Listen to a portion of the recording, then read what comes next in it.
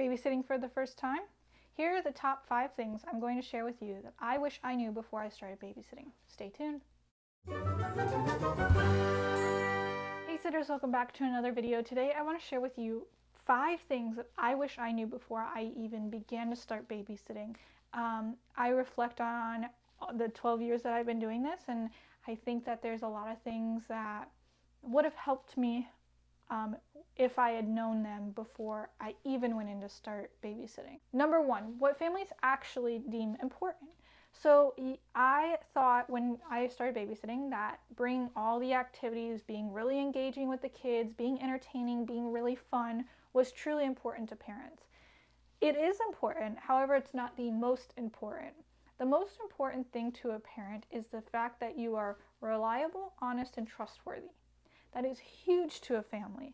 If you are trustworthy and you're honest about what's going on and they can rely on you to be there when you say you're going to be there, and you're gonna be consistent throughout their kids' lives, their young lives, that's what's truly important to a family. Obviously, I am very big and advocate for being entertaining, for being engaging, for bringing activities. Obviously, because you can see on my page, I talk a lot about that.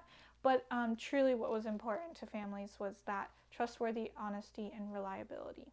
Number 2, charging what you're worth. So I first started babysitting for neighbors, and I was a mother's helper, like I said before.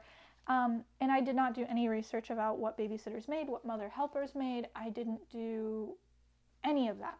So I just basically accepted whatever they offered, and it was at a low amount.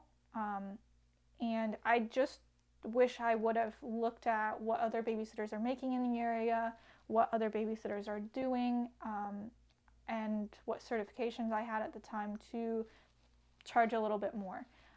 So do your research. I tell you guys all the time to do your research on what you guys should charge in your area based on your certifications and experience, because it's something I wish I would have done when I got started.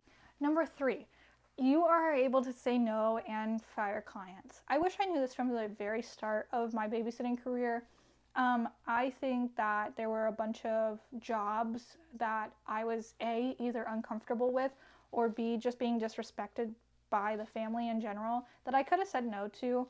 I think if I would have said no to those jobs, or if I fired the family or the client altogether, I think there are other opportunities that could have arisen that may have put me in a different place than I am today, and I'm very grateful for where I am today. But I always think about if I took on a different client than the clients that I didn't really want to work with, what would be different.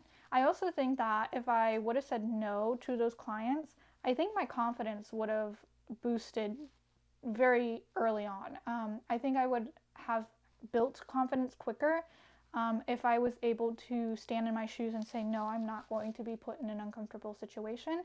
But at that age, I just felt like I was obligated to take on every job that I was offered because thinking I needed the money or I needed to build a reputation. And that wasn't the case. And I know that now that that's not the case. There are a lot of good families out there. But also, I think that I learned a lot of lessons from those bad situations. Not that they were bad, but uncomfortable situations. I think I learned a lot. So not that it was a complete waste of time. I don't think that's the right term, but I think I learned from those as well. Number 4, nannying and babysitting are very, very different. I wish I would have known this from the very beginning, because I thought because I can babysit means I can nanny. For some of us that's true, for some others it's not exactly. Nannying and babysitting I thought was just extra hours. If you worked more than a certain amount of hours, you were a nanny versus a babysitter, and that's where I went wrong. I didn't do any research on what nannies are or what job duties they could have. So one of my clients who I did babysit for asked me to start nannying for them when their second was 4 months old.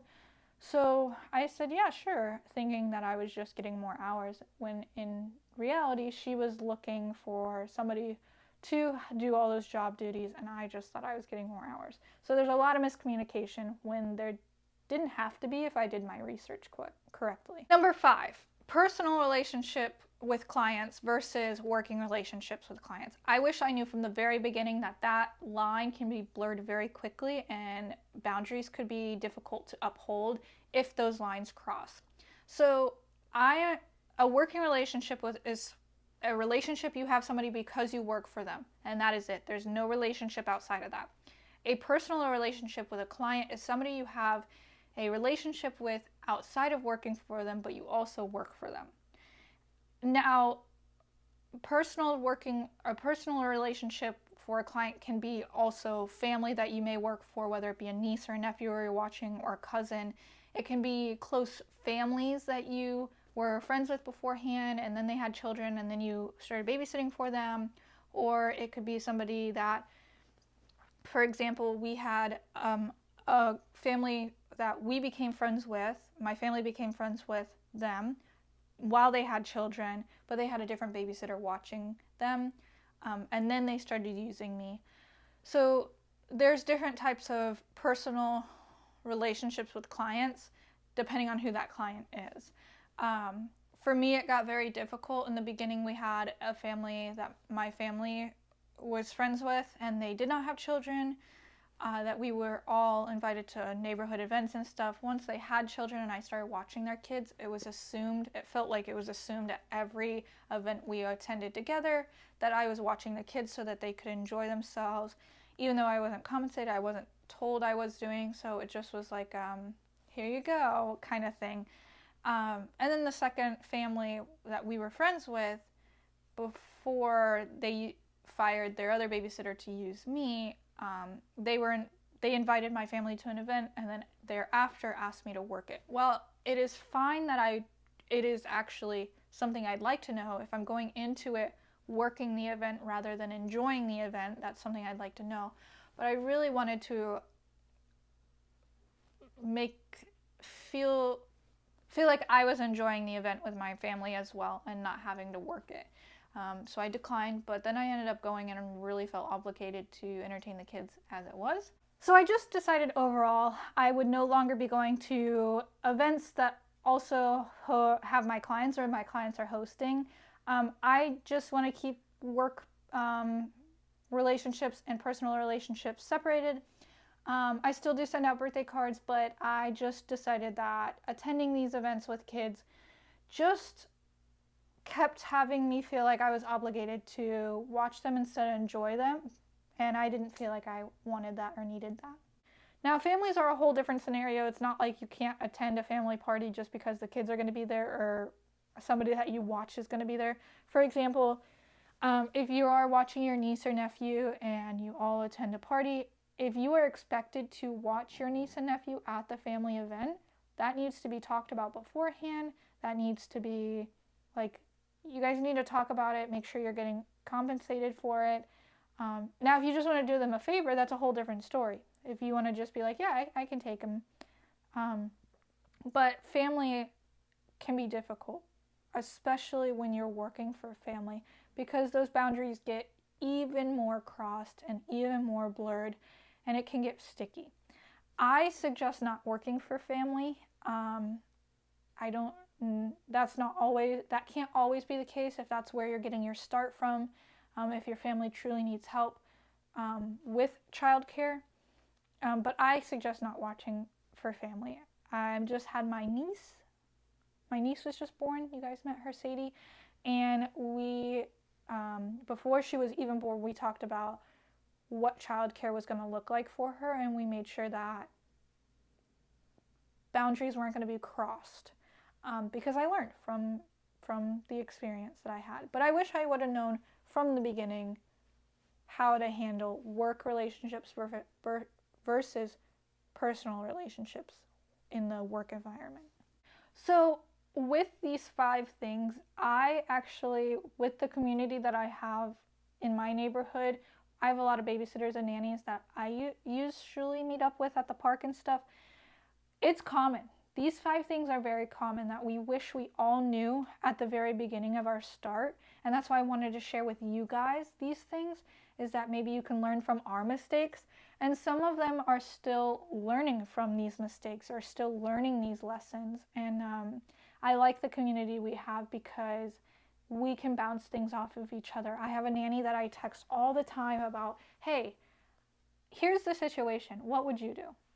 So I really recommend that you guys try and find that community where you are. Find those friends, find those people that, and they may not be your age. Like a couple of these girls that are nannies and babysitters are not my age. They're old, way older than me or way younger than me. But we're still in the same industry and we still have the same run-ins or issues with some families. So I highly suggest that you find that community and find that the people that can support you. And if you can't in your area, comment here and I'll get back to you as fast as I can and help you out as much as I can. Because again, these things I learned not right away, but it took me some time to figure out and learn. Thank you guys so much for watching. I really appreciate it. If you have any questions, let me know down in the comment section below, and I'll see you guys in the next video.